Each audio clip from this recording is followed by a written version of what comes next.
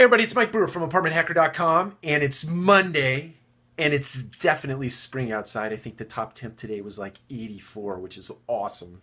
I have been waiting for the sun to come out and get that vitamin D pumping into the body. It's a thrilling thing, in my opinion.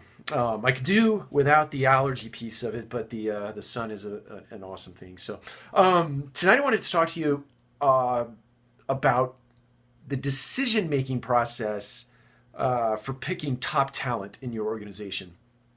And so we all know we are in a war for talent right now.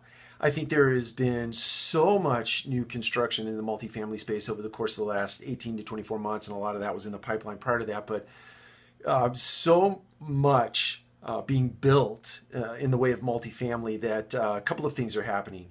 The new projects, obviously a little more sexy than maybe the stuff that's older, a little more mature. And so top talent is actually leaving the nest and going out to experience a lease up property or a newer asset, which who could blame anyone for doing that? In the same respect, after the lease up's done, they may or may not keep you around, or you may move on to the next project.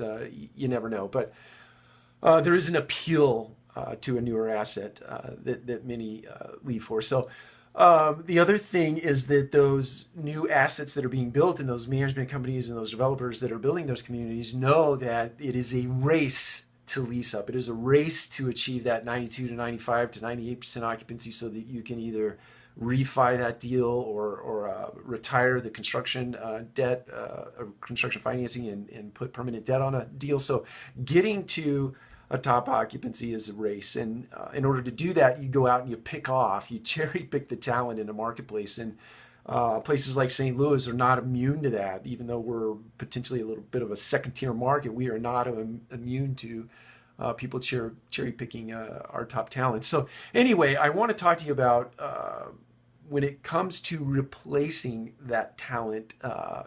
Kind of walk you through a decision process in terms of doing it. The first is, I tell you this, throw away your job description. As it stands today, many of our job descriptions were written for the 2000s or maybe even the 1990s, or forbid the 1970s, 1960s. We haven't changed the job description since the advent of, let's say, the property management business, okay?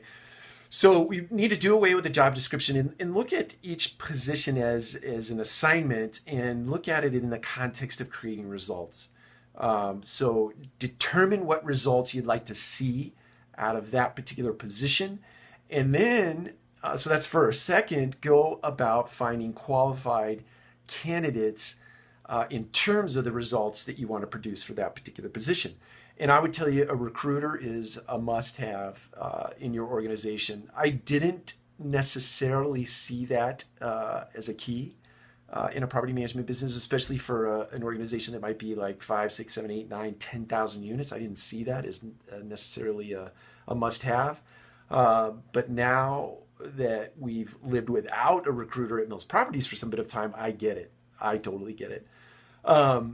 So you want to look for qualified candidates as it relates to the results that you're trying to achieve in a particular position. That's 2. Number 3 is you want to verify the performance of that person as it relates to the positions that they've held in the past. And it doesn't matter if they are in the multifamily industry or came from the multifamily industry. In fact, I would advocate trying to find people outside of your industry to fill a position. That doesn't mean that people that have experience in the multifamily space should be disqualified. They shouldn't. They should be absolutely considered. But so should people that have not been in the multifamily space before.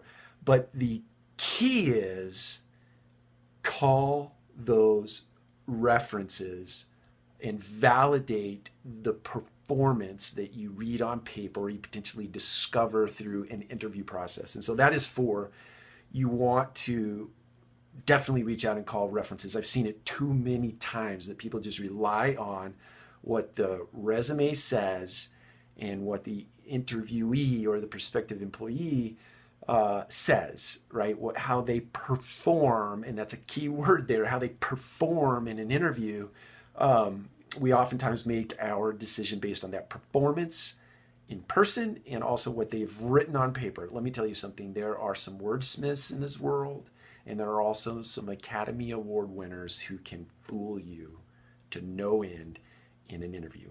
Okay, so definitely validate what you read on paper, what you learn in person. Go out and check references. The last thing is that make sure that that person that you're hiring to produce results for your organization, make sure that they fully understand what they are walking into.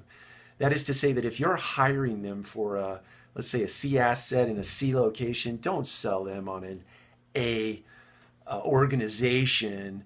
And we have an asset that we're trying to manage. It might be in a little bit of a tougher neighborhood with a tougher clientele and so on and so forth. But you'll be fine.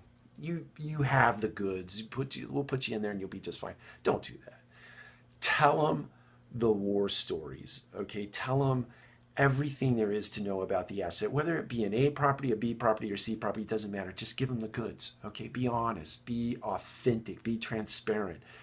Don't do a bait and switch as it relates to a position that you are trying to fill. So tell them what the results are that you expect.